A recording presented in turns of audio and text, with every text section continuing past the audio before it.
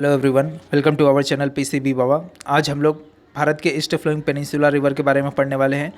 East flowing peninsula river का मतलब होता है भारत में जो पूरब की ओर बहने वाली पेनिनसुलार नदियां हैं उनके बारे में। पेनिनसुलार का मतलब क्या होता है?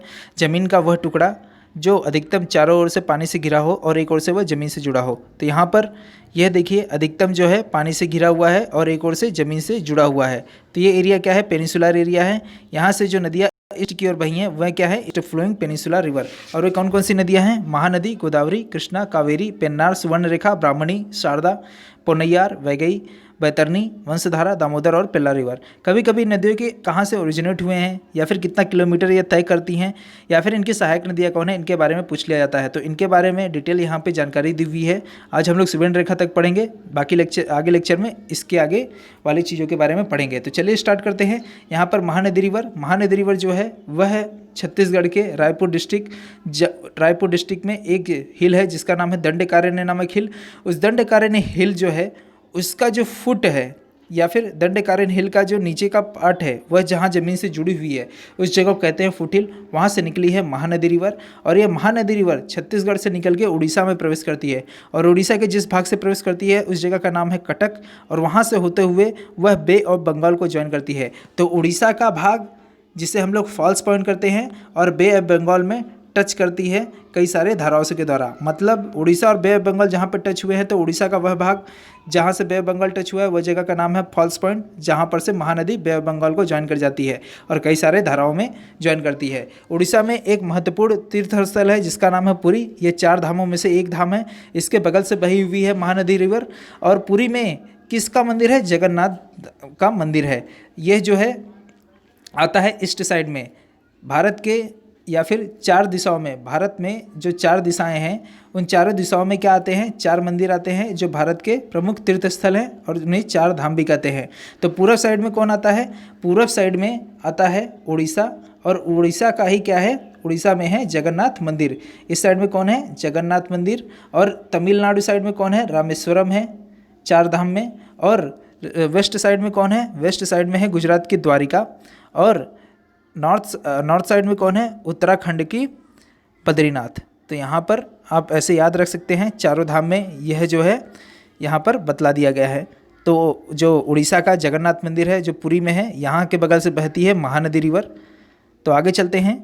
उड़ीसा नदी जो है आपको यहाँ पर उड़ीसा में गलत बोल गया, जो महानदी है, महानदी की ट्रिब्यूटरीज जो है उनके बारे में अब हम लोग जानने वाले हैं। महानदी की जो सहायक नदियाँ लेफ्ट साइड से हैं उन्हें कहेंगे लेफ्ट बैंक ट्रिब्यूटरीज और जो राइट से है उन्हें कहेंगे राइट बैंक ट्रिब्यूटरीज। तो लेफ्ट साइड की जो ट्रिब्यूटरीज हैं वो हैं शिवनाथ, हंसदेव, नंद और आईवी रिवर। और राइट बैंक की हैं, राइट साइड की हैं औंग, तेल और जोंक। और इसके अलावा हम लोग जानेंगे बेसिन के बारे में। बेसिन का मतलब क्या होता है? बेसिन का साफ और सरल अर्थों में अगर उसका मतलब जाने तो वह होता है भूमि का वह क्षेत्र जिसमें से होकर पानी नदी में मिल जाता है। तो मतलब कि वे सहायक नदियाँ जो ट्रैवल करते हुए आकर महानदी रिवर में मिल रही हैं, वे नदियाँ जो ट्रैवल करते हुए महानदी में आकर मिल रही हैं वे तो कहलाएंगी महानदी रिवर की सहायक नदियाँ। अब ये सहायक नदियाँ जो हैं, ये सहायक नदियाँ क्या कर रहे हैं? कई लोग इस पे बांध बनाकर सिंचाई के लिए भी इसका यूज़ कर रहे हैं। तो ये जो सहायक नदियाँ हैं ये एक प्रकार की एरिया का कर रही हैं, ट्रैवल कर रही हैं। तो ये जो एरिया हैं सारे इनके सहायक नदियों के एरियाज़ को अगर आप कैलकुलेट करें तो ये एक जो टोटल एरिया बनता है, इसी टोटल एरिया को हम लोग कहते हैं महानदी की बेसिन एरिया। क्योंकि ये सारी सहायक नदियाँ महानदी को ज्वाइन कर रही हैं तो ये क्या होंगे? महानदी का एक बेसिन होंगी। तो इसका बेसिन टोटल कितना बन रहा है इसकी सहायक नदियों के द्वारा? 1,41,600 किलोमीटर स्क्वायर।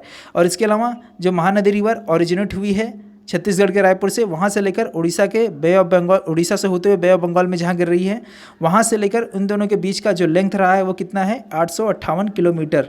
कितना? 858 किलोमीटर। और इसके अलावा जो बेसिन बनाती हैं महानदी रिवर की सहायक नदियाँ वह कहाँ कहाँ बनाती हैं? वे बनाती हैं छत्तीसगढ़ में, उड़ीसा में, झारखंड में, महाराष्ट्र में और साथ ही साथ मध्य प्रदेश में। इंपॉर्टेंट है। आगे चलते हैं। महानदी रिवर के अलावा आता है गोदावरी रिवर। गोदावरी रिवर के बारे में बतलाया गया है गोदावरी रिवर जो है वह पेनिनसुलर इंडिया की सबसे लार्जेस्ट रिवर सिस्टम है। इसे दक्षिण गंगा भी कहा जाता है। गोदावरी रिवर जो है वह महाराष्ट्र के नासिक जिले के त्र्यंबकेश्वर पहाड़ी से ऊपर त्र्यंबकेश्वर से निकला हुआ है और यह सी लेवल से 1067 मीटर की ऊंचाई से नीचे गिरता है। और इसका जो टोटल लेंथ है, मतलब महाराष्ट्र के नासिक से ये निकला हुआ है और बे ऑफ बंगाल में गिरता है, तो इन दोनों के बीच का लेंथ कितना है? 1465 किलोमीटर। और इसके अलावा जो यहाँ पर आपको गोदावरी नदी दिखाई दे रही है, जो यहाँ पर आपको गोदावरी नदी दिखाई दे रही है, इसके लेफ्ट साइड में इसकी सहायक नदियाँ और इसके राइट साइड में इसकी सहायक नदियाँ, इनके बारे में हम लोग जानते हैं। लेफ्ट साइड की जो सहायक नदियाँ वे हैं धरना, पेनगंगा, वैनगंगा, वर्धा और साथ ही साथ प्रणहिता। प्रणहिता जो है वह 3 नदियों के संगम से 3 नदियों को मिलाकर बनती है। वे नदियाँ कौन कौन सी है? वे हैं पेनगंगा, वर्धा और वैनगंगा। इन तीनों नदियों को मिलाकर बनती हैं। इसके अलावा पेंच, कान्हन, साबरी और इंद्रावती। प्रणहिता के बारे में इसलिए दिया गया है क्योंकि कभी कभी प्रणहिता पूछ लिया जाता है, तो हमें मालूम होना चाहिए वो 3 नदियों से मिलकर बनी हुई है। राइट बैंक ट्रिब्यूटरीज कौन कौन सी हैं? वे हैं प्रवरा, मुल्ला, मंजरा और पेद्दावगु, मानेर। यह राइट साइड की ट्रिब्यूटरीज हैं। और इसके अलावा जब यह गोदावरी रिवर आंध्र प्रदेश में एंटर करती है तो वहाँ पे एक जगह है राजमुंद्री। यहाँ पर देखिए आपको राजमुंद्री दिखाई देगा, ये छिप जा रहा है यहाँ पर, ये इसके कारण राजमुंद्री। आप यहाँ पे बे ऑफ बंगाल के ऊपर देखिए सफ़ेद साइड में स्क्वायर कलर में लिखा है, तो ये राजमुंद्री के यहाँ पर जब ये गोदावरी रिवर पहुँचती है तो ये 2 दिशाओं में बढ़ जाती है, 2 भाग इसके हो जाते हैं। एक तो होता है गौतम गोदावरी जो ईस्ट साइड का है और दूसरा जो है वशिष्ठ गोदावरी। यह दोनों मिलकर बे ऑफ बंगाल में जब गिरती हैं तो ये दोनों के बीच में जो एरिया है उस जगह को हम लोग कहते हैं डेल्टा।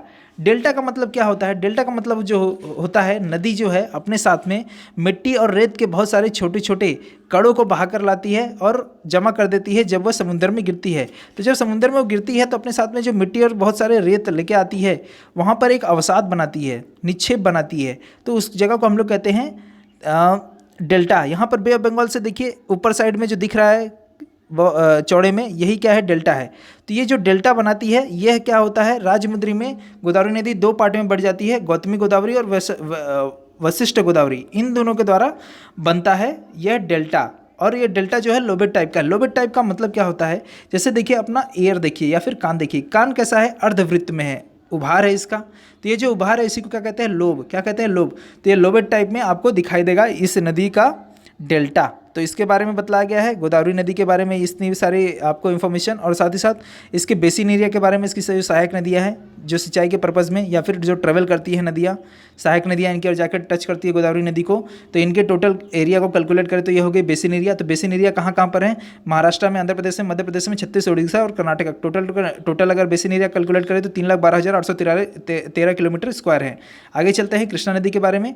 कृष्णा नदी के बारे में देखिए यहाँ पर बतलाया गया है, जो कृष्णा नदी आपको यहाँ से ट्रेवल करते हुए दिखाई दे रहा है। कृष्णा नदी देखिए यहाँ से ट्रेवल करते हुए ऐसे इस तरह से होते हुए यहाँ पर गिर गया है। तो यहाँ पर देखिए कृष्णा नदी जो गिरा हुआ है, कृष्णा नदी बे ऑफ बंगाल में जाकर ज्वाइन हुई है। तो कृष्णा नदी के बारे में बताया गया है, कृष्णा नदी जो है वह गोदावरी नदी के बाद सेकंड लार्जेस्ट रिवर है पेनिनसुलर साइड की। और यह जो है यह बेसिन एक्सटेंड करती है कहाँ पर? महाराष्ट्र, आंध्र प्रदेश और कर्नाटका में। और टोटल एरिया कितना है इसका? 2.6 लाख किलोमीटर स्क्वायर। और यहाँ पे देखिए क्या बतलाया गया है, यह जो है कारण क्या है इसका, जिसके कारण जो है ये ईस्ट साइड में जाती है। किन जो कृष्णा नदी बही है उसके चारों ओर क्या हुआ रहेगा? ऊंचाई रहा होगा, और ईस्ट साइड में क्या रहेगा? ढाल रहा होगा, जिससे कारण ये वेस्ट से ईस्ट की ओर बही होगी। तो वेस्ट साइड में कौन कौन से पहाड़ है जिसके कारण ये वेस्ट साइड में ऊंचा हो जाती है और ईस्ट साइड में ढाल बन जाती है? तो वेस्ट साइड में होते हैं बालाघाट रेंज जो है वह कृष्णा नदी के नॉर्थ में होता है। और इसके अलावा ईस्टर्न और साउथ साइड में ईस्ट घाट होता है, ईस्ट और साउथ साइड में। और इसके अलावा वेस्ट साइड में होता है वेस्टर्न घाट, जिसके कारण यह जो है वेस्ट साइड में ऊंचा होती है और इस साइड में ढाल होता है, जिसके कारण ये ईस्ट की ओर बहते हुए बे ऑफ बंगाल में गिर जाती है।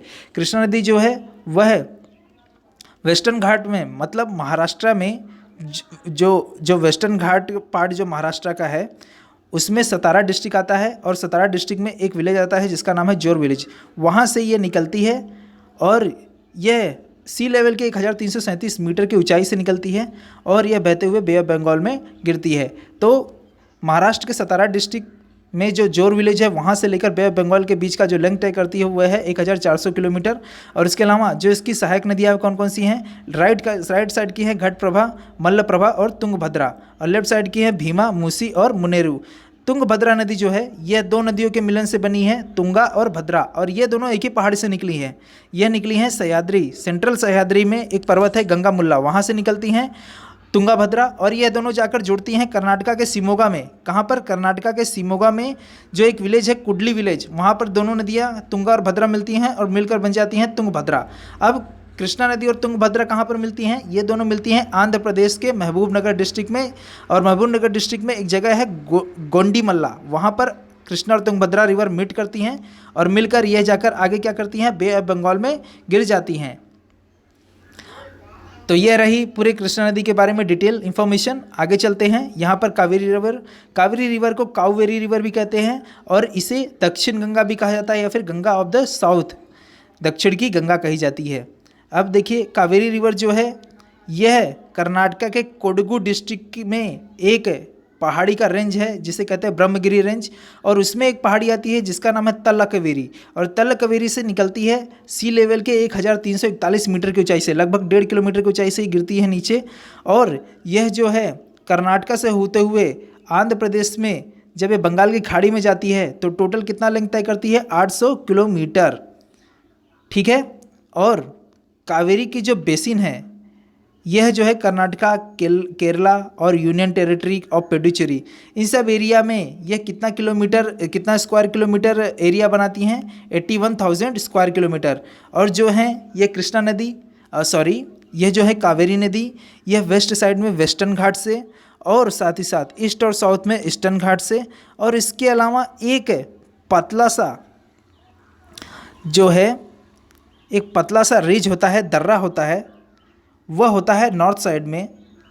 तो जो है चारों दिशाओं में, अगर मैं फिर से रिपीट करूं, वेस्ट साइड में हुआ वेस्टर्न घाट, ईस्ट और साउथ साइड में हुआ ईस्टर्न घाट, और नॉर्थ साइड में जो है एक पतला सा दर्रा होता है जो कृष्णा के बेसिन को कावेरी रिवर से अलग करता है। तो यह सब जो है ये क्या करते हैं? वेस्ट साइड में एक उचान बनाते हैं और इस साइड में ढलान बनाते हैं, जिसके कारण कावेरी नदी बहते हुए बे ऑफ बंगाल की ओर जाती है। तो यहाँ पर इसके आगे क्या बतलाया गया है? कावेरी नदी की जो ट्रिब्यूटरीज हैं कौन कौन सी हैं? लेफ्ट साइड की हैं हारंगी, हेमवती, शिमशा और अर्कावती, और राइट साइड की हैं कौन सी? राइट साइड की हैं लक्ष्मण तीर्था, कब्बनी, सुवर्णवती, भावनी, नोयल और अमरावती, यह राइट साइड की हैं। और यहाँ पर देखिए आपको कावेरी रिवर यहाँ से दिखाई देगी। कावेरी रिवर जो है देखिए इस साइड से बहती हुई यहाँ पर आते हुई ये यहाँ पर जुड़ गई है। तो ये रही यहाँ की राइट साइड की ट्रिब्यूटरीज और ये रही लेफ्ट साइड की ट्रिब्यूटरीज। आगे चलते हैं। अब आते हैं पेन्नार की रिवर की ओर। पेन्नार रिवर जो है, पेन्नार रिवर को उत्तर पिनाकिनी भी कहा जाता है, और ये जो है ये कर्नाटका में एक चिक्कबल्लापुरा डिस्ट्रिक्ट है, वहाँ पर एक पहाड़ी का रेंज है जिसे कहते हैं नंदीदुर्ग रेंज। उसमें एक हिल आता है, पहाड़ी आती है जिसका नाम है चेन्नकेशवा हिल, और चेन्नकेशवा हिल से यह गिरती है कर्नाटका में, और यहाँ से यह बहते हुए बे ऑफ बंगाल तक पहुँचती है। तो यह कर्नाटका के चेन्नकेशवा हिल से लेकर बे ऑफ बंगाल के बीच की जो दूरी तय करती है वो होती है टोटल 597 किलोमीटर। और साथ ही साथ यह पेनिनसुलर इंडिया में है। और यहाँ पर क्या बतलाया गया है? यह जो है कर्नाटका और आंध्र प्रदेश में इसकी जो बेसिन है, मतलब इसकी जो सहायक नदियां हैं आकर जुड़ती हैं पेन्नार रिवर से, यह सब जो मिलकर जो एरिया इनका कैलकुलेट होता है, ये सब जितना एरिया ट्रेवल करती हैं वो टोटल एरिया कितना है? 55,000 किलोमीटर स्क्वायर। और इसके अलावा कर्नाटका में जो पेन्नार रिवर है वह किस शेप्ड में दिखता है? वह दिखता है फैन शेप्ड में। यहाँ पर देखिए ये फैन शेप्ड में दिख रहा है, जिसके कारण इसे बोलते हैं फैन शेप्ड। और यह तमिलनाडु में किस शेप्ड में दिखता है? लीफ शेप्ड में दिखता है। तो यहाँ पर फैन शेप्ड में दिखने का कारण क्या है? कर्नाटका में देखिए बहुत सारी ऐसी पहाड़ियाँ हैं जो बहुत ज़्यादा ऊंचाई पे हैं, और आंध्र प्रदेश में निचले साइड में, जिसके कारण कर्नाटका से होते हुए आंध्र प्रदेश की ओर बही है। तो यहाँ पर जो पेन्नार रिवर है उसके नॉर्थ में कौन सा पहाड़ी है? वहाँ पर है एर्रामल्ला रेंज है। और इसके अलावा जो है यहाँ पर जो है ईस्ट साइड में आते हैं नल्लामल्ला और वेलकुंडा, और जो है साउथ में आते हैं नंदीदुर्ग। और इसके अलावा जो है यहाँ पे बताया गया है कि the narrow ridge separating it from Vedanti valley of the Krishna basin on the west. Narrow side में एक पतला सा दर्रा आता है जो क्या करता है? वेदांती वैली को अलग कर देता है पेन्नार रिवर से। तो मैं फिर से रिपीट करता हूँ, जो पेन्नार रिवर है वह कर्नाटक से होते हुए आंध्र प्रदेश की ओर बहती है। तो नॉर्थ साइड में इसके आता है पेन्ना रिवर, जहाँ से उद्गम हुआ है वह ऊंचे साइड में उठा हुआ है कर्नाटक में, आंध्र प्रदेश में नीचे साइड में, जिसके कारण वह कर्नाटक से आंध्र प्रदेश की ओर जाती है। तो जहाँ कर्नाटका में जहाँ से उद्गम हुआ है उसके नॉर्थ साइड में आता है एर्रामाला रेंज, ठीक है। और इसके जो है ईस्ट साइड में आता है कौन कौन सा, नल्लामला और वेलकुंडा। और नंदीदुर्ग जो है साउथ में आता है। इसके अलावा वेस्ट में जो है एक पतला सा दर्रा आता है, जिसके कारण जो है कृष्णा बेसिन की वेदांती वैली उससे अलग हो जाती है। तो इन सब के कारण क्या होता है, पेन्ना रिवर बहते हुए आंध्र प्रदेश की ओर चले जाता है। तो इसकी जो सहायक नदियाँ लेफ्ट साइड में है वो कौन कौन सी हैं, लेफ्ट साइड में है जयमंगली और कुंदेरू, और राइट साइड में है चिर्रावती और पप्पागिनी। यह पेन्ना रिवर के बारे में। अब सुवर्ण रेखा के बारे में क्या बतलाया गया है, सुवर्ण रेखा जो है, सुवर्ण रेखा का उद्गम हुआ है झारखंड के रांची प्लेट्यू में एक विलेज है जिसका नाम है पिस्का। तो पिस्का से इसका उद्गम हुआ है। पिस्का में कहा जाता था पहले, वहाँ से क्या था, गोल्ड की, सोने की खदानें थी जहाँ से सोना निकलता था, और वहीं से उद्गम हुआ है इस नदी का, जिसके कारण इसका नाम पड़ गया स्वर्ण रेखा, स्ट्रीक ऑफ गोल्ड। तो स्वर्ण रेखा नदी जो है ये निकली है कहाँ से, झारखंड के रांची प्लेटू से। वहाँ पे एक विलेज है पिस्का विलेज, वहाँ से ये निकली हुई है। वहाँ से यह बहते हुए कहाँ पे आती है, यह आती है बे ऑफ बंगाल को टच करती है। और यह टोटल लेंथ इसका कितना है, वहाँ से यहाँ तक आने के बीच में टोटल है 395 किलोमीटर। और यह जब बे ऑफ बंगाल में गिरती है स्वर्ण रेखा, जब बे ऑफ बंगाल में गिरती है स्वर्ण रेखा, तो यह क्या बनाती है, डेल्टा, और यह बनाती है एस्चुरी, ये बनाती है एस्चुरी। अब ये एस्चुरी का मतलब क्या होता है, देखिए स्वर्ण रेखा का जो पानी है वह क्या होता है, मीठा, और बे ऑफ बंगाल क्या है, बंगाल की खाड़ी, और उसका पानी कैसा होता है, खारा।